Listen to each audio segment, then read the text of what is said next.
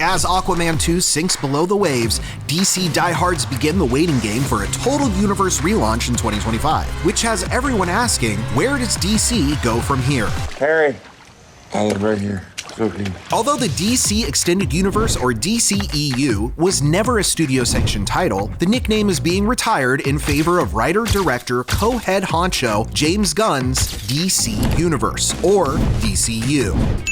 Gunn and DC Studios co-chair Peter Safran have big plans for a Marvelistic, interconnected universe that has the same actors playing the same roles across films and series, which makes sense considering that Gunn found great success in the MCU with his Guardians of the Galaxy trilogy. Unlike Marvel and its phases, Gunn's DCU will be divided into the entirely novel chapters, beginning with numero uno, subtitled Gods and Monsters, which takes flight in summer 2025 with DC's original deity in blue tights, Superman. Excuse me. That's a bad outfit. Pearl and Hollywood breakout David Corenswet takes on the Clark Kent role in Superman Legacy, with Rachel Brosnahan as Lois Lane and Skylar Gassanda as Jimmy Olsen. Gunn writes and directs this new spin that sees Superman reconciling his Kryptonian culture with his Earthbound upbringing, which actually sounds similar to Zack Snyder's 2013 launch of the DCEU, Man of Steel. Although Henry Cavill's Superman was treated as an invading alien, and judging by the DCU's Chapter 1 title, David Corenswet will be seen as a god.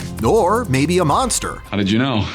Takes one to know one. Rounding out the cast are a duo of arch enemies, Nicholas Hoult as Lex Luthor and Sean Gunn as Maxwell Lord. And on the superhero side, Justice Leaguer's Isabella Merced is Hawkgirl and Anthony Carrigan is Metamorpho. Plus, Maria Gabriela Del Faria is the Engineer and Nathan Fillion is the Guy Gardner version of the Green Lantern. Remember those last two names because we'll circle back around to them as the DCU expands. But first, we need to address the two series slated for 2024 that are technically part of Chapter 1, but are also connected back to the DCEU via the Suicide Squad's feared leader, Amanda Waller, who is still being played by Viola Davis. What the Although Viola Davis played Waller in David Ayer's Suicide Squad from 2016, both the 2021 soft reboot by James Gunn and his Peacemaker spin-off series with John Cena featured Davis in the role. Davis will play Waller at least twice more in an animated series called Creature Commandos that appears to be a prequel to the Suicide Squad, since it features a monstrous team of outcasts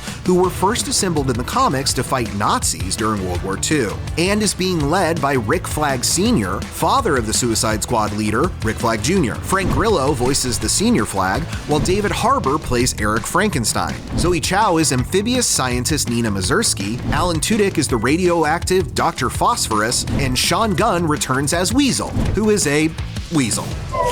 Davis also gets a titular spin-off of a spin-off called Waller, which takes place after the events of Peacemaker Season 1. The pivot to center this series on her character was made so that Gunn can focus on other DCU films, although he considers the series an appetizer before Superman Legacy. Gunn also promises Peacemaker Season 2 somewhere down the line. I just can't wait till this is all over so I never have to see your stupid, dumb face ever again. Okay, but let's get back to the mainline Gods and Monsters series that continues with The Authority, another team-up saga that originated outside the DC Comics continuity over at Wildstorm before being folded into DC in 2011. Similar to Suicide Squad, The Authority is a by any means necessary operation that will kill in the name of making the world a safer place. And it's headed up by the liquid machinery-based Angela Spica, aka The Engineer, who we'll first see played by Maria Gabriela Del Faria in Superman Legacy. See? Told you she'd come back. You're going to be mad, but you have to listen to me.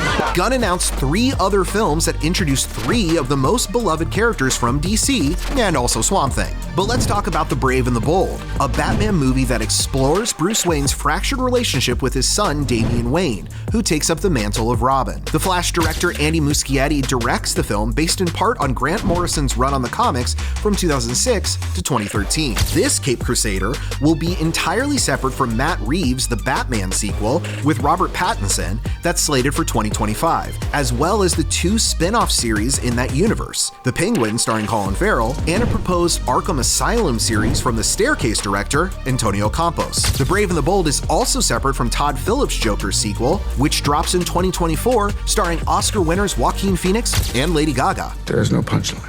It's not a joke. The third of those DC darlings is Supergirl, who gets her own film subtitled Woman of Tomorrow, based on the 2021 comic of the same name. Gunn says this star-spanning epic investigates the rivalry between cousins, Supergirl and Superman, and sounds a bit like his cosmic-bound Guardians trilogy. And I don't scare easily.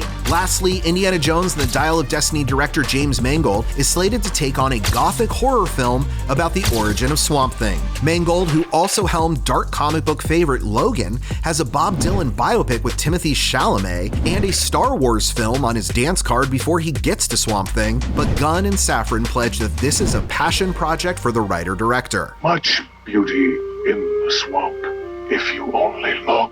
3 more series are in development for Chapter 1, including Lanterns, which is a true detective-style mystery series focusing on Hal Jordan and Jon Stewart, but also features Nathan Fillion returning as the Guy Gardner Green Lantern from Superman Legacy. See? It's all connected. There's also the Game of Thrones-inspired political drama Paradise Lost, which takes place on Wonder Woman's home island, Themyscira, prior to Diana's birth, and an outright comedy series based on the disgraced wannabe, Booster Gold, who time travels to the present day and uses future tech to pose as a superhero. The greatest hero you've never heard of.